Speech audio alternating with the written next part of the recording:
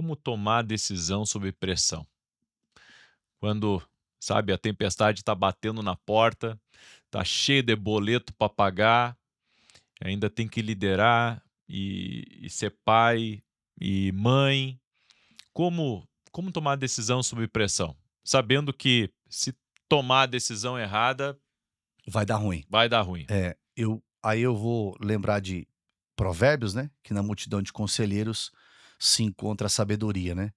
O Brasil, ele tem um preconceito com esse negócio, se bem que aqui em São Paulo nem tanto, mas, em muitas regiões ficou muito banalizado, né, o mentor, o conselheiro. Eu não estou falando cara de palco, não estou falando isso, mas é muito importante que um líder, um empresário, independente do tamanho, se ele for pequeno, se for grande então nem se fala. É muito importante que ele tenha, sei lá, geralmente 2, 3 pessoas para ter um aconselhamento e um direcionamento. Geralmente grandes empresas têm um conselho de administração, você tem um conselho ali de sócios e tal, mas via de regra não tem. Então primeiro, é importante, bom, primeira coisa, o básico é você ter a sua intimidade com Deus, porque isso te traz calma, isso te traz domínio próprio, isso te traz temperança, te traz tranquilidade para você não tomar decisões em momentos precipitados. Então isso aí, beleza, é o básico. Segundo, tenha conselheiros e mentores, pessoas tão boas quanto você, porque uma decisão pesada, você não toma aqui na pressão. eh, Decisões grandes que podem gerar dispêndio financeiro, rumos da empresa, você tem um dia, 2 dias, você tem reunião, igual contratações Sim. estratégicas. Você não chega uma pessoa aqui: "Ah, eu vou contratar aqui um estrategista aqui para o canal e parará". Não, deixa eu conversar, deixa eu trocar uma ideia, deixa eu saber quem é, deixa eu pesquisar um pouco. Decisões e pressão, é importante que você tenha conselheiros. "Fernando, não tenho". Comece a construir isso. Comece a encontrar. Você pode ter conselheiros pagos, o que às vezes não é barato, mas dá para você construir conselheiros do seu dia a dia, amigos que eu posso terminar aqui a live e pegar o telefone, ligar para uma Uhum. pessoa. Eu tenho aí umas 2, 3, que se eu ligar eu falo: "Mano, assim, assim, assado, assado, o que que você acha?". E aí por que que às vezes tem pessoas que não têm isso? Porque às vezes o conselheiro, aí eu te ligo para te pedir uma opinião, parará, você fala assim: "Você tá errado, Fernando". Eu falo: "Que errado, Vinícius? Vou fazer". Então tem hora que o conselho vai falar assim: "Você tá errado, não faz". "Mas eu quero". "Não faz". E aí eu vou ter que obedecer ou não. Então tem gente que não gosta de ter conselheiro, porque fere o ego. Aí o ego é um negócio perigoso. O conselheiro vai falar assim, É um problema de todos nós, irmão. uns A gente mais e está outros sempre lutando com esse sempre, ego, infeliz. vaidade, todo mundo tem. "Ah, não tem", tem, todo Tem, mundo todo tem. mundo Você tem que tem. brigar, tem gente que tem mais, você tem que brigar com isso.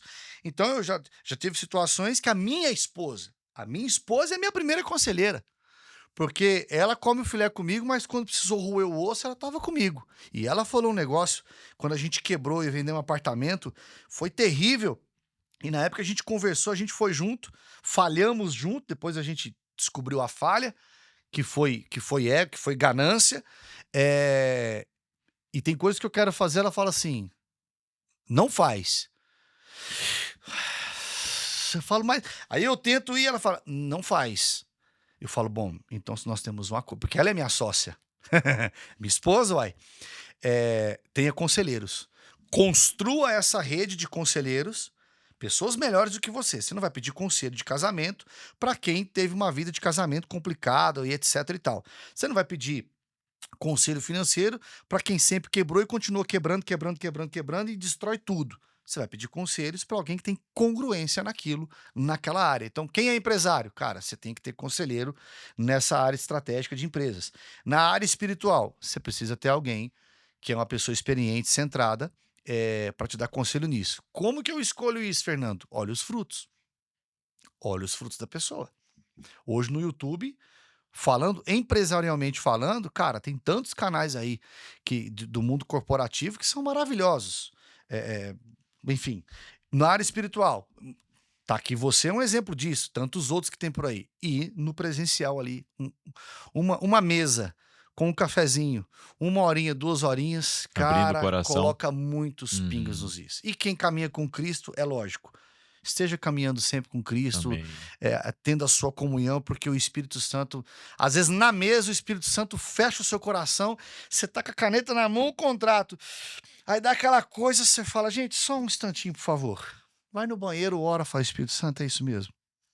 A paz de Cristo tem que ser o nosso direcionador. Não deu paz, irmão? Nem que seja um pontinho, não teve paz, não vai não que vai dar ruim.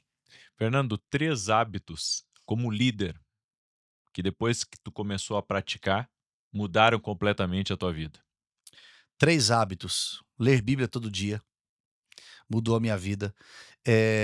Conversar com os meus conselheiros praticamente todo dia, mudou a minha vida. E quando eu me posicionei com as minhas fraquezas. Como assim, Fernando? As suas fraquezas, né? Aquilo que eu falei sobre, prestar atenção no seu comportamento, aquilo que te tira do eixo, aquilo que te tira do prumo, como diz lá no Goiás, né? É começar a me posicionar frente às minhas fraquezas. Então, se eu preciso ouvir um não, eu vou ouvir um não e vou obedecer. Se eu preciso, porque às vezes a gente ouve um conselho assim, cara, você precisa fazer isso. E para eu fazer isso, vai me gerar tempo, desgaste, energia e esforço. É a mesma coisa, você vai no cardiologista, a pessoa teve uma parada cardíaca, teve um problema cardiovascular, vai no cardiologista e ele fala assim: meu irmão, você precisa fazer exercício físico, senão você vai morrer. Você tem que se posicionar. Você fala, eu não queria fazer isso, mas você vai ter que se posicionar e fazer o que é certo.